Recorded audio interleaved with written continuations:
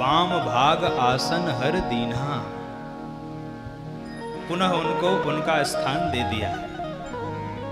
पहले कहां बैठाया था? सन्मुख शंकर आसन दीन्हा।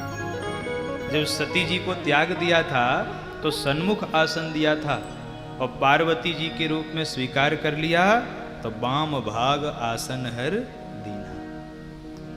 आज पार्वती मैया को इतनी प्रसन्नता हो रही है कि शिव समीप बैठी हरसाई, प्रसन्न हो गई पार्वती मैया।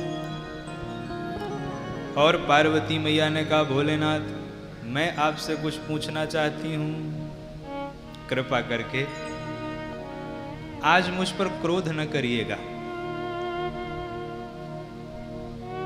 अज्ञ जानी, मुझे कुछ आता जाता नहीं है, इसलिए क्रोध मत करिएगा। आज मैं आपसे अपने मेरे मन में जो संशय है मैं उनका निराकरण कराना चाहती हूं।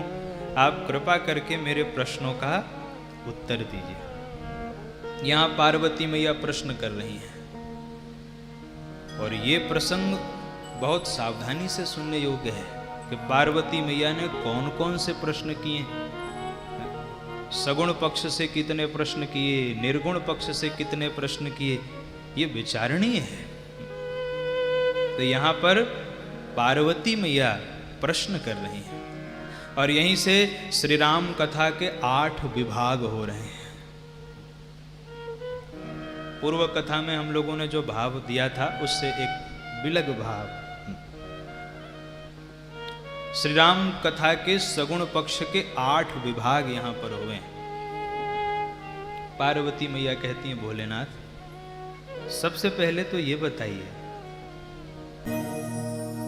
ये है श्री राम कथा का 8 विभाग। प्रथम सो कारण कहु विचारी, निर्गुण ब्रह्म सगुण बपुधारी। हे भोलेनाथ सबसे पहले तो ये बताइए कि जो निर्गुण निराकार निर्विशेष जो परम तत्व है उसे सगुण साकार रूप धारण करने की आवश्यकता ही क्यों पड़ती है? जो कर्तुम अकर्तुम अन्यथा कर्तुम समर्थ है, जो संकल्प से ही सृष्टि बनाता है, संकल्प से स्थिति पालन संहार कर देता है, वो अवतार क्यों लेता है? कारण क्या है? फिर दूसरा कि भगवान राम जो निर्गुण निराकार निर्विशेष तत्व हैं, उनका अवतार कैसे हुआ, क्यों हुआ? दशरथ नंदन बनकर के ही वो क्यों अवतरित हुए? और फिर जब उनका अवतार हुआ तो उनके जो उदार बाल चरित्र हैं, एक एक शब्द की व्याख्या हो सकती है।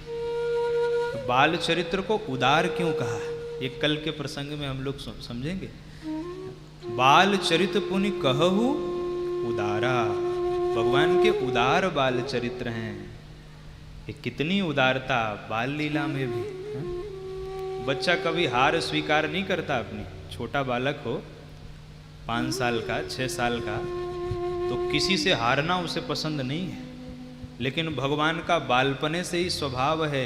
क्या भरत जी कहते हैं, हार्यों खेल जितावे ही मोही। भगवान छोटे थे तब भी इतना उदार बाल चरित्र था कि भगवान अपने भाइयों से हार जाते थे। ये उदारता है। तो पार्वती मैया को संशय कहाँ है? वो ऐसे ऐसे विशेषण जो लगाए, आप स्वयं विचार के देखिए कि जो ऐसे ऐसे विशेषण लगा के प्रश्न करे कि बाल चरित्र पुनि कहु उदारा, उसे संशय हो सकता है? वो तो प्रेमी है राम कथा का है? अच्छा, बाल चरित्र के बाद फिर बाल लीला के बाद विवाह लीला। हे भोलेनाथ कहु जथा जानकी विवाही। अब ये विवाही शब्द पर जरा ध्यान दीजिए। कोई रिश्ता लेके तो जनक जी आए नहीं थे। भगवान श्री राम ने अपने बाहुबल के प्रताप से शिव धनुष का भंजन करके किशोरी जी से विवाह किया, इसीलिए कहु जथा जानकी विवाही। ये विवाह राम जी के पुरुषार्थ का प्रतीक है। एक एक शब्द पर अगर ध्यान दें, और राज तजा सो दूषण का ही। आखिर दोष क्या था उनका कि उनको राज त्यागना पड़ा। फिर बनबसी कीन्हे चरित अपारा, यहां अपार शब्द कहा है, लगाया क्यों? भगवान का वन चरित्र अपार है। अपार किसे कहते हैं? जिसका कोई पार न पाए। तो सती मैया भगवान के इसी वन चरित्र में ही तो भटक गई थी, इसीलिए सती मैया को लग रहा है कि ये चरित्र अपार है। बाकी चरित्र का पार भले मिल जाए, पर भगवान का वन चरित्र अपार है, उसका पार नहीं पा सकते। बालकांड दोहा क्रमांक 49। अति विचित्र रघुपति चरित, जानहि परम सुजान। जे मति मंद विमोह बस, हृदय धरई कछुआन। कैसा है भगवान का चरित्र? चित्र है, विचित्र है। गोस्वामी जी कहते हैं चित्र भी है, विचित्र भी है, अति विचित्र भी है। बड़ी सुंदर व्याख्या हो सकती है इसकी। भगवान के जो सात्विक चरित्र हैं, सात्विक लीला है, वो चित्र है। जो राजस लीला है भगवान की, वो विचित्र है। और जो तमो गुण प्रधान लीला है, वो अति विचित्र है।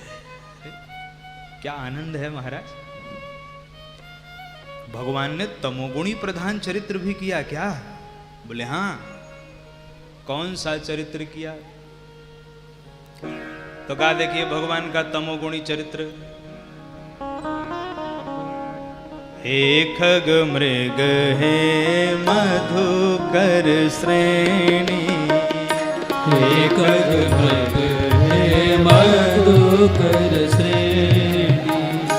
तुम देखी सीता मृग नयन, तुम देखी सीता मृग नयन।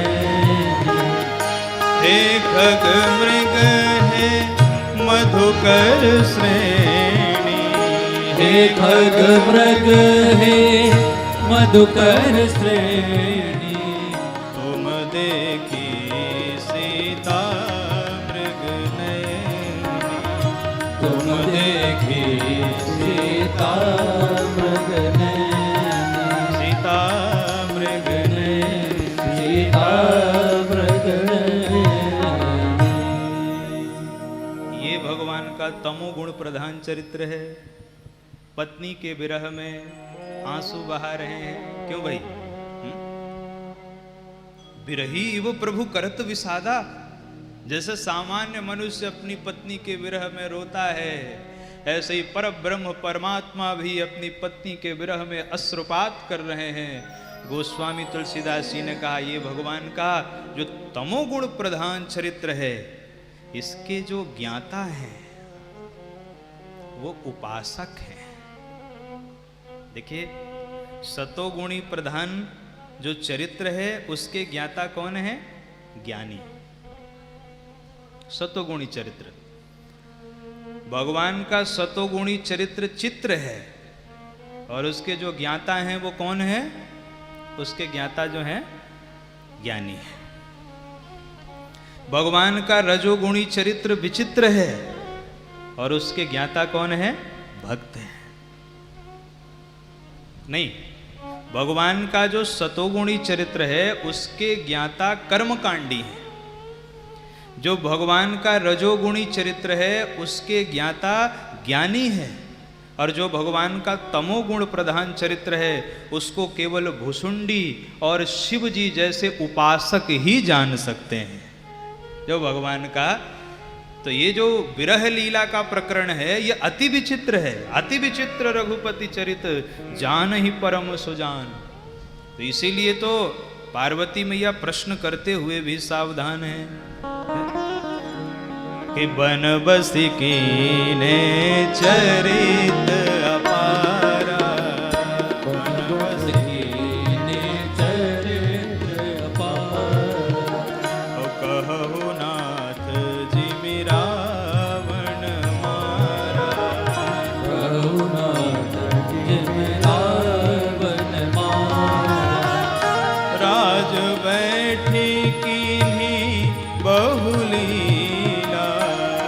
ब्रज बैठ कीनी बहुलीला सकल कहो शंकर सुख सीला सकल कहो शंकर सुख शंकर सुख सीला शंकर सुख सीला